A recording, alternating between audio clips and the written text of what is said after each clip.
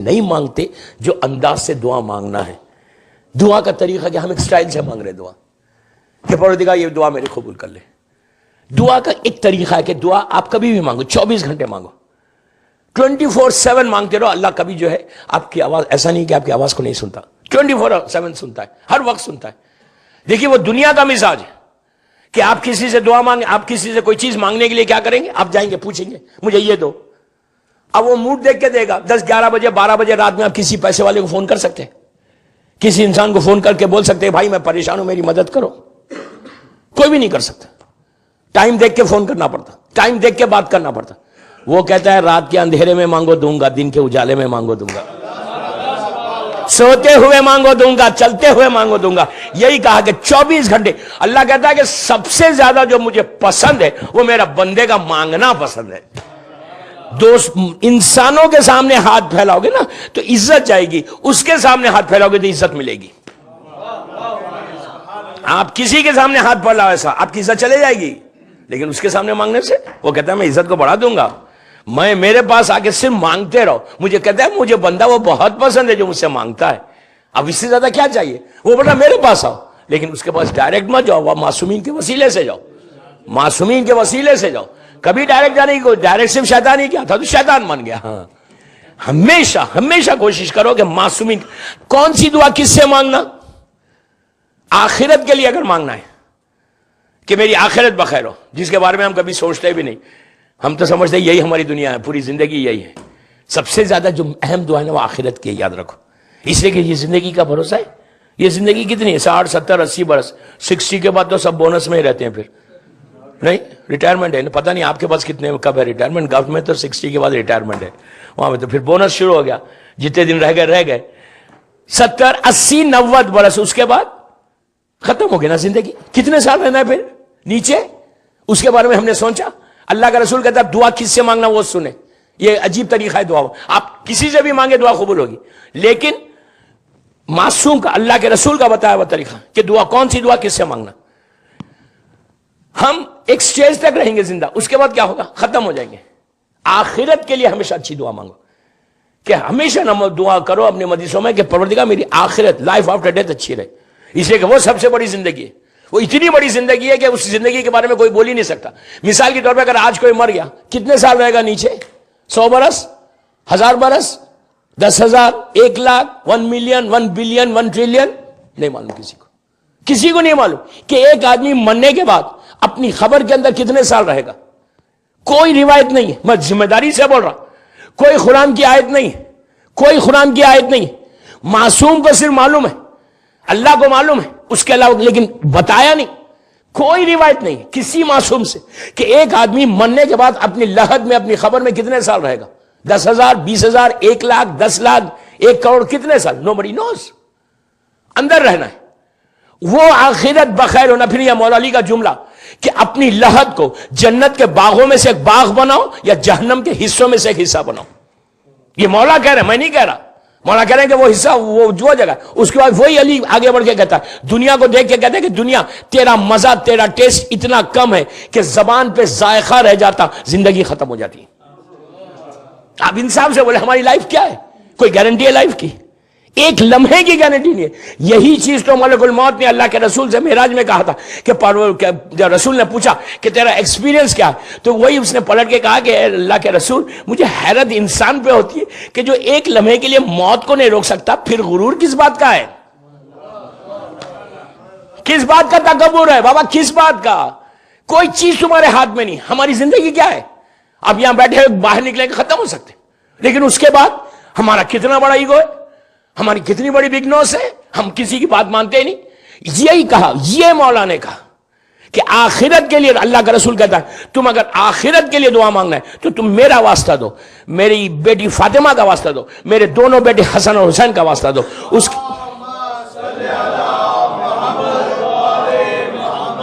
اس کے بعد کہا کہ اگر تم ظلم اگر تمہارے اوپر کوئی کر رہا ہے تو اس کا ظلم سے بچنا چاہتے ہو, کوئی تمہارا باس, کوئی حاکم, کوئی بھی ظلم کر رہا ہے, ظلم سے بچنا ہے تو تم میرے بھائی علی کا واسطہ دینا. تو راوی نے کہا کہ یا رسول اللہ علی کے اوپر خود اتنا ظلم ہوا. انہوں نے کچھ نہیں کہا, تو کہا وہ میرے اور علی کے درمیان معاہدہ تھا, ورنہ دنیا دیکھتی کہ علی اپنے ظالم سے کیسا بدلہ لیتا. دنیا دیکھتی ہی کہ علی کیسا بدلہ لیتا.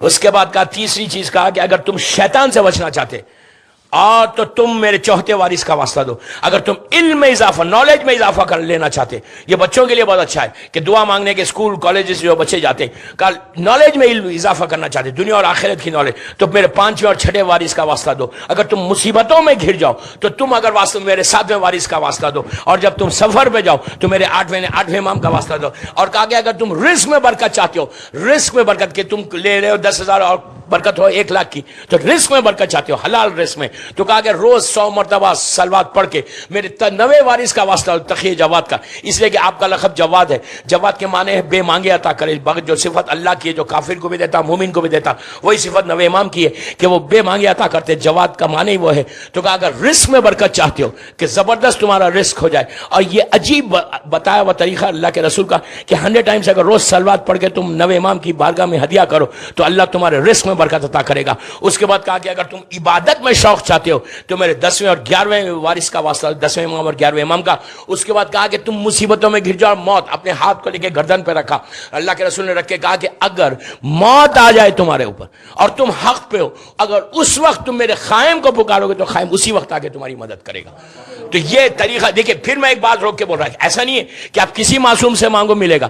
14 تو بہت بڑی بات ہے، ان کے غلام فیضا خمبر سے مانگو عطا کرے گا، ایسا نہیں ہے کہ. لیکن یہ طریقہ بھی بتایا معصوم کا ہے کہ دعا ایک عجیب نعمت ہے، لیکن دعا مانگتے وقت یہ سوچنا ہے کہ ہم کیسے مانگ رہے ہیں. اور دعا کا جو بہترین ٹائم ہے نا مانگنے کا، وہ کئی اوقات ہے. جب 2 ٹائم ملتے ہیں، فجر کا وقت سب سے اچھا وقت تہجد کا وقت ہے جب دعا قبول ہوتی، یا ظہر کا وقت جب ملتا ہے، ظہر کا وقت وہ اچھا وقت ہے، مغرب کا وقت ہے، اور پھر آدھی رات کا. اور اس کے بعد کہا کہ اگر حاجات تمہارے پورے نہ ہو تو تم غسل کرو، صدقہ دو، صدقہ دے کے 2 رکعت نماز پڑھو، کہ نماز پڑھو اللہ کی بارگاہ میں حاجت کی. اور دعا کے لیے یہ کہا گیا کہ تسبیح زہرا، تسبیح زہرا ایک گفٹ ہے ہم کو جو شہزادی کونین سے ہمارے پاس ہے. وہی تسبیح جو ہم نماز کے بعد پڑھتے. ہر پریشانی کے لیے تسبیح زہرا بہتر. کوئی عمل کرنے جا رہے، کوئی پریشانی میں جا رہے، کوئی انٹرویو کے لیے جا رہے، کوئی اپنے بزنس کے لیے جا رہے، آپ یعنی کوئی اینی تھنگ اگر آپ وہ پڑھے. اور پھر بے اولاد اگر ہے، اس کو اولاد چاہیے تو نماز شب کی دعا. اس لیے کہ نماز شب میں اگر کوئی اولاد کے لیے دعا کرتا ہے، کیوں؟ مولا علی نے جناب عباس کو تہجد میں مانگا تھا، نماز شب میں مانگا تھا. تو اس لحاظ سے لڑکے کے لیے بہترین دعا ہے کہ نماز شب پڑھے اور اس کے لیے دعا کرے. اور لڑکی کے لیے بھی نماز شب ہے، اس لیے کہ امام حسین نے بی بی سکینہ کو نماز شب میں مانگا تھا. تو بے اولاد کے لیے کہا گیا کہ اگر نماز شب پڑھ کے کوئی دعا کرے تو اس کی دعا قبول ہوتی. 3 چیزیں اور بتائی گئی. میں صرف دعا وہ چیزیں بتا رہا کہ جس چیز سے آپ کی دعائیں قبول ہوتی ہے، کہ ایک مقصد کوئی ایک بھی اس پہ عمل کر لینا اور آپ آزما کے دیکھیں کہ یہ عمل کرنے کے بعد کیسی آپ کی حاجات پوری ہوتی. تیسری چیز جو دعا کے لیے بتائی گئی، 3 چیزیں، یہ ٹوٹل پیکیج ہے. یہ پیکیج امام زمانہ نے ہم کو دیا، جل اللہ تعالیٰ فرجہ شریف. یہ زمانے کے امام کا بتایا ہوا طریقہ، اور یہ عجیب طریقہ ہے. امام کہتا ہے کہ اگر کوئی شخص مصیبت میں آ جائے، پریشانی، وہ شخص جس شخص کو آگے بتایا تھا وہ اس کے سامنے موت تھی بالکل، یعنی صبح ہوتی اس کو موت آ جاتی، قتل کر دیا جاتا. تو اس کے لیے کہا کہ یہ طریقہ تہجد صلاۃ اللیل کا 3 دفعہ کا، صلاۃ اللیل صلاۃ اللیل صلاۃ اللیل. عجیب دوستو، یہ عجیب نماز ہے. آپ 11 رکعت نہیں پڑھ سکتے، مت پڑھو. ہر نماز وقت پہ پڑھنے کا اجر ہے. یہ جتنا لیٹ پڑھیں گے اس کا اجر زیادہ ہے. آپ رات میں 10 بجے سو رہے، پڑھ کے سو جاؤ. 9 بجے سو رہے ہیں، بستر پہ جا رہے ہیں، 9 بجے پڑھ کے سو جاؤ، کوئی حرج نہیں ہے. 11 رکعت نہیں پڑھ سکتے، 3 رکعت پڑھو. 2 رکعت شفا، 1 رکعت وتر. بٹ ایکسٹراڈنری نماز. نماز شب پڑھنے والا کبھی ایسا نہیں رہتا، ہمیشہ کبھی نہیں رہے گا. رزق کے پیچھے نہیں چلے گا، رزق کے آگے چلے گا. رزق اس کے پیچھے چلتا ہے. تہجد پڑھنے والا تہجد. اور ایک بات میں روک کے بولوں میں آپ کو، ہم تو ایام محرم میں ہے نا، ایام اعزاء ہے. آخری جو وصیت امام حسین کی، آخری وصیت، انہیں پورا گھر لوٹ گیا، بچے شہید ذبح ہو گئے. چوتھے امام کے پاس آ کے سلام بھیج دیا، بہن سے رخصت ہو گئے، بالکل خیمے کے دروازے کے پاس پہنچے، بہن کو سینے سے لگایا، شہزادی کو ماتھا چوما. شہزادی رو رہی تھی. وصیتیں کر کے آخری وصیت کیا کی؟ بہن مجھے تہجد میں نہیں بھولنا. اب آپ اس کا اندازہ لگاؤ کہ مظلوم امام کی. اس سال بامبے میں نے بتایا پورا بامبے پڑھا، لاکھوں آدمی نے اس نماز کو پڑھا. ایٹ لیسٹ میں نے کہا کہ آج کے دن پڑھ لو شام غریبہ میں. شام غریبہ کی حسین کی وصیت ہے، آخری وصیت کہ مجھے تہجد میں نہیں بولنا. اگر ریئلی ہم اور امام حسین کے لیے کچھ کرنا چاہتے, really want to give some gift, تو یہ گفٹ دے دو حسین کو, کہ پہچان بتائی گئی دعاؤں کی قبولیت کے لیے. عجیب جملہ ہے. اسی مظلوم امام کہتا ہے کہ وہ جھوٹا ہے وہ جو یہ کہتا ہے کہ میرے رزق کا پرابلم ہے اور نماز شب پڑھتا ہے. عجیب بات ہے. تہجد مومن کی پہچان. اس کا دوسرا فائدہ کیا ہے؟ آپ مثال کے طور پہ اورلینڈو میں تہجد پڑھ رہے, اس میں 3 چیزیں اور ملتی ہیں. اس میں آپ کی لائف بڑھتی ہے, لائف کا سپین بڑھتا ہے. مثال کے طور پہ آپ کی لائف 60 ایئرس کی ہے, آپ 80 ایئرس ہو جائیں گے آپ کے. اور یہ نماز ایک ایسی ہے دعاؤں کے لیے کہ اس میں رزق, ہر بیماری سے آپ انسان, اولاد کے لیے, رزق کے لیے, پریشانیوں کے لیے, سٹریس کے لیے, آنے والی بیماریوں کے لیے, ہر پریشانی کے لیے.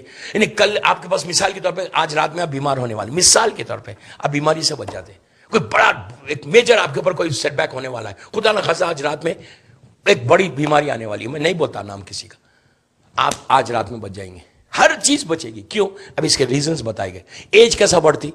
اس لیے کہ یہ ایک ہی نماز ایسی ہے جس میں آپ نام لے کے کہتے ہیں اللہم اغفر, اللہم اغفر, اللہم اغفر, اللہم اغفر. آپ کو معلوم چوتھے امام 4000 نام لیتے تھے, 4000. آپ 10 نام لو, 20 نام لو, اس میں ایک جملہ کہہ دیں کہ اگر آج جس کی بھی پہلی رات ہے اس کو ثواب پہنچے. آپ جتنے نام لیں گے, مثال کے طور پہ آپ نے اورلینڈو میں کہا کہ اللہم اغفر آغائے خوئی, مثال دے رہا ہوں, اللہم اغفر آغائے خمینی آپ نے کہا. علماء مرجعوں کا نام ضرور لینا اس میں, اس لیے کہ ان کا احسان ہے ہمارے اوپر. آپ کہتے ہیں اللہم اغفر علامہ ہلی, مثال کے طور پہ آپ نے کہا, آپ نے جیسے ہی کہا, آپ نے یہاں کہا اللہم اغفر آغائے خمینی کہا, جیسے ہی کہا, وہ تو وہاں خم میں, آپ نے یہاں کہا کن فیکن کا معاملہ, جیسی آپ کی زبان سے کلمات نکلے. روایت کا جملہ 70,000 رحمت کے فرشتے, 70,000 رحمت کے فرشتے پہنچتے, اور پہنچ کے ان کو بتایا جاتا کہ وہ پوچھتا ہے مردہ کی رحمت آئی کیسے, تو بتایا جاتا ہے کہ اورلینڈو میں فلاں مومن نے تیرے لیے یہ نماز شب پڑھ کے تیرے لیے دعا کی. تو اس کے بعد اللہ اس ڈسٹینس کو ختم کرتا, ڈسٹینس کو ختم کر کے ان کو اس مومن کو بتاتا, یہ مومن کا چہرہ دیکھتے, چہرہ دیکھ کے وہ صاحب مردہ صاحب خبر وہاں سے ہاتھوں اٹھا کے دعا دیتا کہ پروردگار اس نے میرے لیے مغفرت کی دعا کی, اس نے میرے لیے رحمت کی دعا کی, اب تو اس کے اوپر رحمت کو بھیجا. اس لیے کہ حل جزاء الاحسان الا الاحسان ہے, تم نے ایک کے اوپر احسان کیا تو پلٹ کے اللہ تمہارے اوپر احسان کرے گا. یہ جتنے مرحومین ہیں تمہاری زندگی کی دعا کرتے, اس لیے کہ جتنے سال زندہ رہے گا وہ ہمارے لیے مغفرت کی دعا کرے گا. اس